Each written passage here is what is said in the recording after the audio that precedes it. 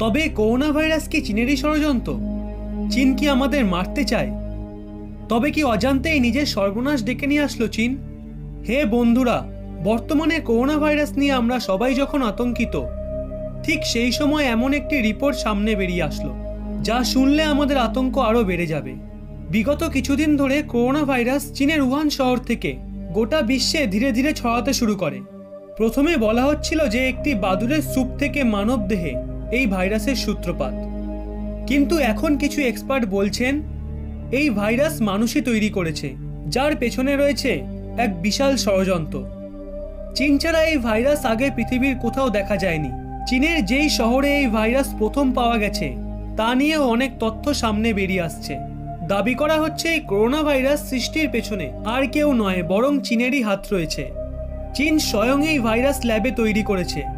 এর পেছনে রয়েছে চীনের বদমস্তিষ্কের ভাইরাস সায়েন্টিস্টরা, যারা গোপনে বায়োলজিক্যাল হাতিয়ার ব্যবহার করে গোটা বিশ্বকে কাবু করতে চায়। এই বায়োলজিক্যাল হাতিয়ার আসলে কি? বায়োলজিক্যাল হাতিয়ার পারম্পরিক হাতিয়ারের তুলনায় বেশি খতরনাক হয়। বায়োলজিক্যাল হাতিয়ার স্বরূপ নিক্ষেপিত ভাইরাস এক ঝটকায় এক বিশাল এলাকাকে গম্ভীর শুনশান মৃত্যুপুরীতে পরিণত করতে পারে। এই ধরনের ভাইরাস বাতাস, জল এইসবের মাধ্যমে মানুষের দেহে প্রবেশ করে যায়, আর তাদের প্রাণঘাতী ভয়ঙ্কর অসুখের শিকার হতে হয়। নিজেদের শক্তি বৃদ্ধির জন্য বহু দেশ বায়োলজিক্যাল হাতিয়ার তৈরি করছে। ইসরায়েলের এক বিজ্ঞানী দাবি করেছেন করোনা ভাইরাস কোনো প্রাণী থেকে নয়, বরং চীনের উহান শহরের ল্যাবেই তৈরি হয়েছে। কারণ চীন সম্মুখ সমরে না গিয়ে বায়োলজিক্যাল হাতিয়ারের সাহায্যে লড়তে চায়। আর চীনের মূল টার্গেট হলো ভারত, ইসরায়েল, আমেরিকা এবং জাপান। এই ভাইরাস চীনের ল্যাব থেকে লিক হয়েছে। ইসরায়েলের বিশিষ্ট বিশেষজ্ঞ জ্যানিস ওয়েব জানান, চীন জেনে বুঝে উহান ইনস্টিটিউট অফ ভাইরোলজির ল্যাব থেকে করোনা ভাইরাস লিক করেছিল। এটাই একমাত্র সংস্থা যা এই ধরনের মারাত্মক থেকে মারাত্মকতম ভাইরাসকে দমন করতে সক্ষম। এবং এই সংস্থা চীনের বায়োলজিক্যাল হাতিয়ার প্রস্তুতির প্রজেক্টের সঙ্গেও যুক্ত রয়েছে। যদিও চীন এই ধরনের দাবি এড়িয়ে যাচ্ছে। চীন উহান শহরের P4 ল্যাবে এই হাতিয়ার বানাচ্ছিল। চীনের বিজ্ঞানীরা কানাডা থেকে আনা জৈবিক পদার্থ দিয়ে ওই ল্যাবে হাতিয়ার তৈরি করছিল। বিজ্ঞানীরা বেশ দীর্ঘ সময় ধরে ওই ল্যাবে গবেষণা করছিল। চীনের মিশন ছিল এমন এক বায়োলজিক্যাল হাতিয়ার প্রস্তুত করা যা যুদ্ধের সময় চীন অন্য কোনো দেশের ওপর প্রয়োগ করতে পারে, যাতে ওই দেশের সমস্ত সেনা এবং মানুষ অসুস্থ হয়ে পড়ে। চীনের বিজ্ঞানীরা করোনা ভাইরাস প্রস্তুতের সাথে সাথেই ওই ভাইরাসের প্রতিষেধক আবিষ্কারের চেষ্টা চালাচ্ছিলেন, যাতে চীন নিজে এর থেকে বেঁচে যায়। আর ওই বায়োলজিক্যাল হাতিয়ারে চীনের নিজের যেন কোনো ক্ষতি না হয়ে যায়। কিন্তু চীনের সায়েন্টিস্টরা এখানেই এক বিশাল ভুল করে বসে। টেস্টিংয়ের সময়ে এই ভাইরাস ল্যাব থেকে গোটা উহান শহরে ছড়িয়ে পড়ে, যা দেখতে দেখতেই বিশাল ভয়ঙ্কর রূপ ধারণ করে ফেলে। যদিও এখনো কোনো প্রমাণ হাতে আসেনি, কিন্তু এই দাবিগুলোকেও এড়িয়ে যাওয়া যায় না।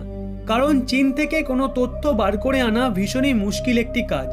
চীন প্রথমে জানায় corona virus sea food market থেকে ছড়াতে শুরু করে। কিছু মানুষের তো ওই মার্কেটের সঙ্গে সম্পর্ক ছিল, কিন্তু বাকিদের তো কাছে পিঠে কেউই ছিল না।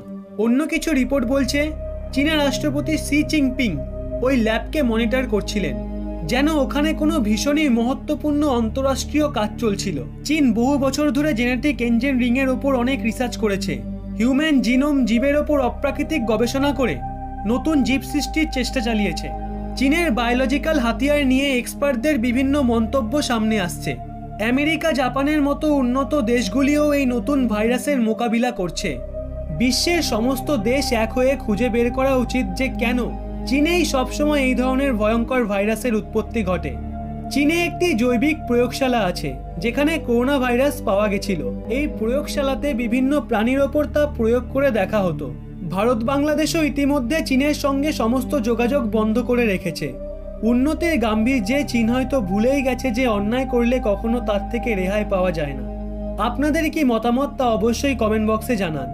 ভিডিওটিতে একটি লাইক করে প্রচুর পরিমাণে শেয়ার করে সবাইকে সতর্ক করে দিন। আর এরকম লেটেস্ট আপডেট পেতে রহস্য বাংলা চ্যানেলটি সাবস্ক্রাইব করে পাশের বেল আইকনটি অল করে দিন। আপনাদের নিজস্ব এই চ্যানেলের ভিডিওগুলো বেশি বেশি করে বন্ধুদের শেয়ার করে চ্যানেলটিকে মার্চের মধ্যে 50,000 সাবস্ক্রাইবারে পৌঁছে দিন।